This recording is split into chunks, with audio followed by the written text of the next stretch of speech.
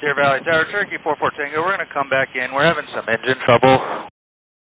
Right now, an airplane is sitting in someone's backyard in North Phoenix. And just by looking at those images, it is hard to believe that nobody died. Yeah, it could have been a lot worse. Sean Rice live in that neighborhood, Desert View near Cave Creek in Deer Valley.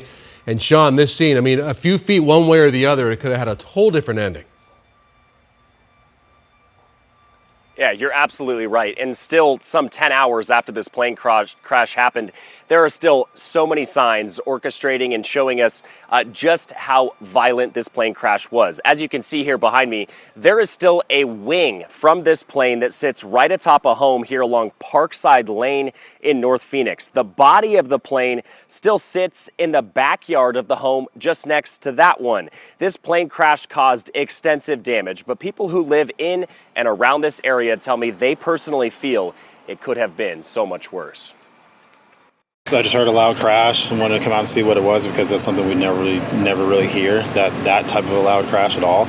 The sound of metal meeting rooftop tiles brought Michael Hammonds out of his home. He ran to the backyard of this home where he came face to face with two people on board, a flight instructor and a student pilot. The pilots were already out of the cockpit. They were walking and, able to walk on their own, but they were definitely disoriented and bloodied and definitely, I would dare say, traumatic brain injury.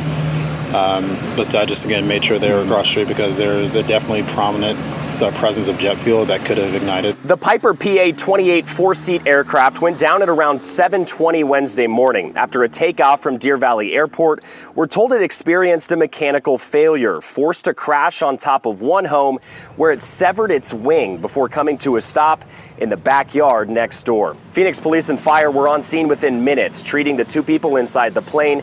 They were taken to the hospital where they are miraculously in stable condition. Both are expected to survive. Fire crews had their hands full when gas began to seep into the roof of the first home, prompting a hazmat response. We do not want a flare up. We do not want this to ignite. So our crews will get in there. They'll mitigate that danger. Right now, we're using these what we call exhaust fans to get this insulation out of the attic and remove all that oil or fuel-soaked insulation. In total, 5 people walked away from both homes without injury. Those who paid a helping hand, grateful there was no loss of life. It's a blessing that everyone was able to walk away from this, and I hope the pilots are doing okay.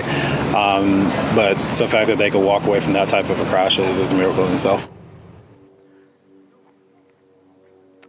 And back out here live on the scene, you're seeing a property restoration company on top of this roof assessing the damage, just trying to see what needs to be done to potentially repair the top of this roof. We've also seen investigators with the FAA and NTSB here on scene working to piece together exactly how all of this unfolded. I did have a chance to speak with homeowners from both homes. It's 2 families who live in these homes. I asked if they were willing to speak with us and give us and the community an idea of how they're doing right now. They both declined. Of course, we understand that they unexpectedly have a lot going on right now. I'm also told that the plane that currently sits in the backyard will be removed tonight. All throughout this afternoon, I saw 2 companies here, a crane company and also a plane transport company. Employees from both companies here, I suspect, trying to figure out what tools they're going to need to lift that plane out from the backyard here onto the street here safely. We'll send it back to you guys. Yeah, that's going to be a sight to see there, Sean. Sean, do you know if the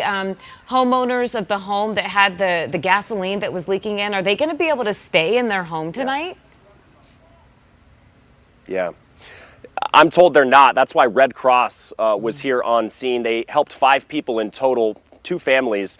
We're told at this point that both families are going to have to find other arrangements that even the second house that just has the damage to the exterior of the house, that it's unlivable at this point. And certainly that first home, it really became a hazmat situation when all that gas was leaking into the attic, mixing with the insulation.